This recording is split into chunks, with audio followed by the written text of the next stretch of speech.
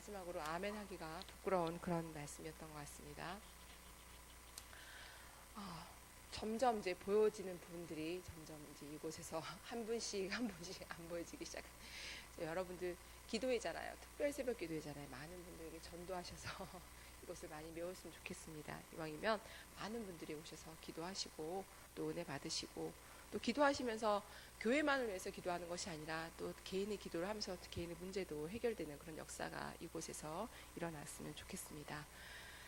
사사기 후반부 17장부터 21장은 주로 이제 레위 지파의 타락으로 인해서 생긴 그런 발생된 그런 사건들이 이제 등장하고 있습니다. 이제 그 16장까지는 이제 삼손 사사 시대의 마지막 사사인 삼손의 이야기까지 이제 나오잖아요. 이제 사실은 이제 오늘 17장부터 21장은 연대기적 순서가 아니라고 제가 한번 말씀을 드렸는데요. 여기에 일어났던 사건은 사실 이제 사사기 초반 정도에 일어났던 사건이에요. 너무나도 안타깝죠. 여호수아가 죽고 얼마 되지 않아서 일어난 사건이기 때문에 참 얼마나 사람들이 얼마나 죄가 극심한가. 왜 그렇게 지도자가 딱 죽기만 하면 바로 또 그렇게 돌아서고 왜 좀 마음이 좀 태평해지면 또 왜 그렇게 죄를 짓는지 참 모르겠습니다. 우리 안에도 이들과 같지 않아요. 우리도 마찬가지일 것 같아요. 우리도 뭔가가 이렇게 좀 우리를 이끌어가는 지도자가 없으면 그저 죄 가운데 가고 그게 아무렇지도 않고 태평하다 보면 처음에는 죄를 지면은 몰라요. 처음에는 죄를 모르는 게 아니라 죄를 지면 정말 내가 이래도 되나 하다가 처음에는 이제 그러다가 나중에는 그게 아무렇지도 않게 되는 거죠. 처음에 이제 한두 주를 교회를 빠져요.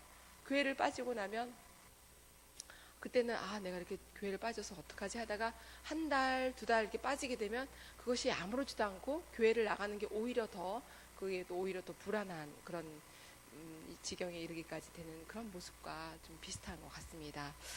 그래서 이제 여기 보면은 17장, 18장에서는 레위 지파 그 청년으로 인해서 또 결국은 그 한 지파, 단지파가 종교적으로 타락하는 모습을 우리가 보았잖아요. 그런데 이제 오늘은 또 레위의 한 분이 또 그런 윤리적으로 타락하는 모습을 통해서 이번엔 또 지파 간의 전쟁이 발생하는 그런 일들을 우리가 보게 됩니다. 특별히 오늘의 내용은 오늘 이제 19장에서는 굉장히 좀 의미가 큰 거는 한 사람으로 인해서 그 레위의 한 사람으로 인해서 동족 산장의 그런 상잔의 그 전쟁이 발발하는 것을 보게 됩니다. 그 레위인이 첩을 둔 사실은 굉장히 좋은 것이 아니죠. 있을 수가 없는 것입니다. 이스라엘 사회에서 종교적으로 굉장히 불경건했다는 것을 알 수 있고 또 레위의 첩이 또 가늠한 사실 얼마나 윤리적으로 타락해 있는가를 우리가 볼 수 있는 것입니다.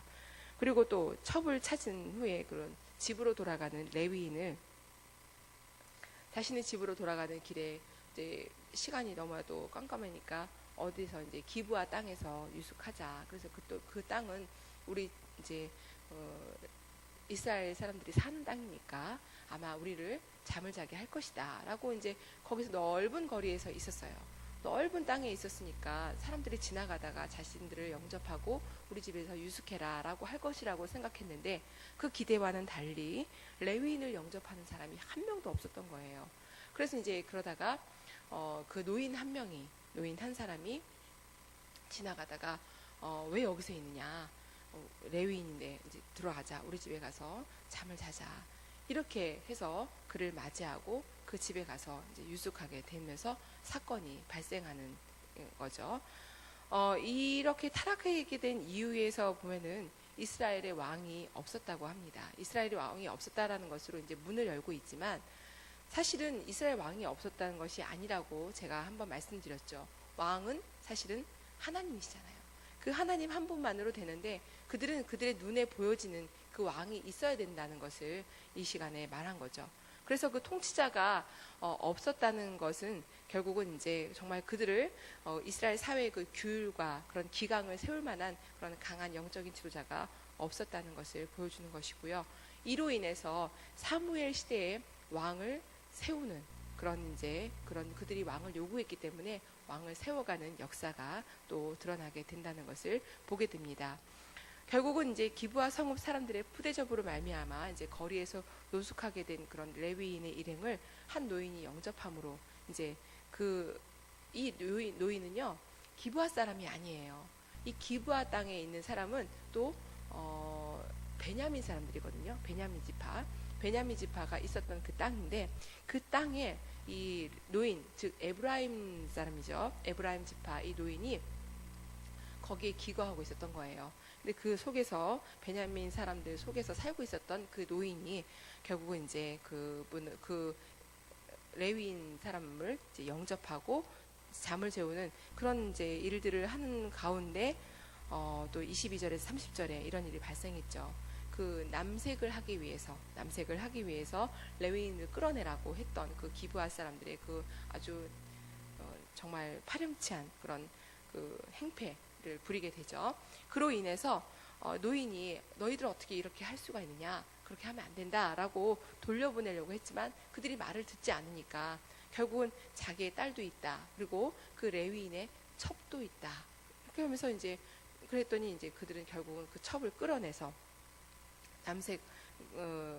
남색을 이제 막았지만 결국은 그런 그 윤리적으로 정말 있을 수 없는 그런 일들을 강간을 당하게 하는 일들이 일어났습니다. 결국은 그 첩이 거기서 하루 밤새 어려운 일을 당하다가 결국은 자신의 남편을 찾기 위해서 그 문지방까지 왔는데 쓰러져서 죽게 되죠. 그 모습을 보고 그 레위인 남자는 결국은 그 여인을 토막을 내어서 그 12지파에 다 보내는 그런 사건이 발생합니다. 그리고 이제 내일에 이제 나올 때는 내일은 그 지파 간에 이제 전쟁이 일어나는 모습을 보게 되는데요. 얼마나 이스라엘 사회가 도덕적으로 문란하고 타락돼 있고 양심에 화인 맞은 것처럼 행동했는지를 우리가 볼 수 있습니다.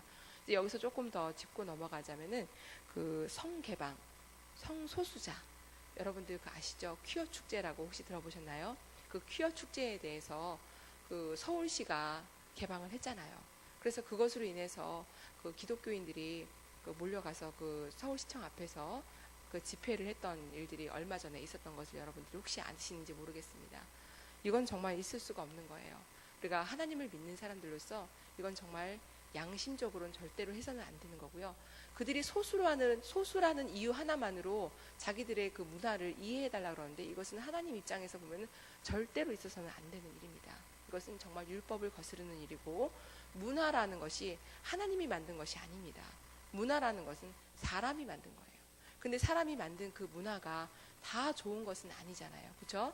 하나님의 입장으로 봤을 때 그것이 윤리적인지 윤리적이지 않은지, 또 이제 이것을 따지기 이전에 하나님적인지 하나님적이지 아닌지를 우리가 그것을 분별할 수 있는 그런 능력이 우리 안에 있어야 됩니다. 그것은 말씀에 의지해서 그것을 골라낼 수 있어야 되고 분별할 수 있어야 된다는 것을 여러분들이 기억하시고, 우리가 하나님의 말씀에 의해서 분별하는 그런 능력이 있었으면 좋겠어요. 우리는 그 문화라는 것이 그냥 살짝 넘어가요. 절대로 문화라는 것을 그냥 넘어가서는 안 돼요. 그것을 사람이 만들어낸 경우이기 때문에 그것도 또한 하나님 편에서 보았을 때 하나님께서 인정하실 만한 것인지 인정하시지 않을 것인지를 여러분들이 그것을 구분하고 분별해서 그것을 넘어갈 것인지 아니면 받아들일 것인지 받아들이지 않을 것인지를 여러분들이 잘 분별할 수 있는 그런 분별의 능력이 있기를 간절히 소망합니다. 함께 기도하겠습니다.